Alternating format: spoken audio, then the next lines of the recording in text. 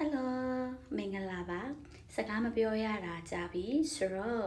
ဒီကအခုရဲ့ situation နဲ့ပတ်သက်ပြီးတော့နည်းနည်းလေး sharing လုပ်ချင်တာပေါ့နော်ဆိုတော့ဟီရိုတွေကဒီလိုကာလတွေမှာပျော်ရွှင်နေတာတွေကိုကြည့်ပြီးတော့နှကိုလိုမျိုးပေါ့နော်ဒူဘိုင်းမှာအလုပ်ရှိလားဒူဘိုင်းကိုလာခြင်းနဲ့ဒူဘိုင်းကအဆင်ပြေလားပါလားဆိုတော့အဲ့လိုမေးရပေါ့နော်ဆိုတော့ဒီကဆရာတော့မဟုတ်ဘူးကိုယ့်ရဲ့အတွေ့အကြုံနဲ့ရှင်းပြီးတော့စိတ်မကောင်းစွာပဲပြောချင်ပါတယ်ဒီကာလမှာတော့မလာကြပါနဲ့အောင်ကိုဘကအရေးချင်းဘလောက်ပဲရှိရှိကိုမှငွေဘလောက်ပဲရှိရှိကိုရဲ့သိခံနိုင်မှုဘလောက်ပဲရှိရှိဒီချိန်မှာမလာကြပါနဲ့အောင်လက်ရှိဒီ UAE အတွင်းထဲမှာဟိုတချို့တွေပေါ့နော်ဝန်ထမ်းပေါ့နော်ဝန်ထမ်းဘဝလူတချို့ပေါ့နော်တချို့ကခွင့်နေနဲ့ခွင့်ယူထားရတာမျိုးတွေရှိတယ်။လာစားမရပဲနားရတာမျိုးရှိတယ်။တချို့ကြတော့လေသူတို့လုပ်တဲ့ကုမ္ပဏီ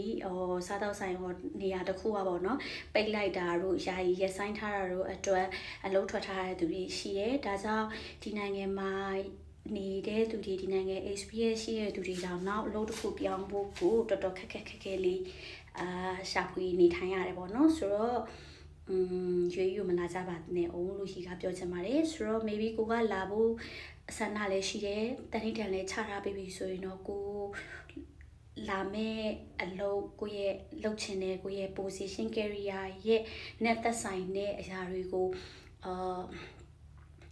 ဘယ်လိုခေါ်မလဲလေးလေးနက်နက်တက်ကျွမ်းကျင်အောင်လို့တင်ယူထားစီခြင်းနဲ့အချိန်မဖြုံးစီခြင်းဆိုရင်ပေါ့ကဲ၍လဲကိုကဒီအချိန်ဒီကာလမှာလုံးရမယ်လုံးမအဆင်ပြေမယ်ဆိုလဲတခြားနိုင်ငံကိုရွေးဖို့ရှိကတော့ request လုပ်ချင်ပါတယ်ဒါတော့ရီရဲ့အတွေ့အကြုံလေးနည်းနည်းလေးနဲ့ sharing လုပ်တာပါအားလုံးအဆင်ပြေကြပါစေအေးချမ်းကြပါစေเนาะတတာ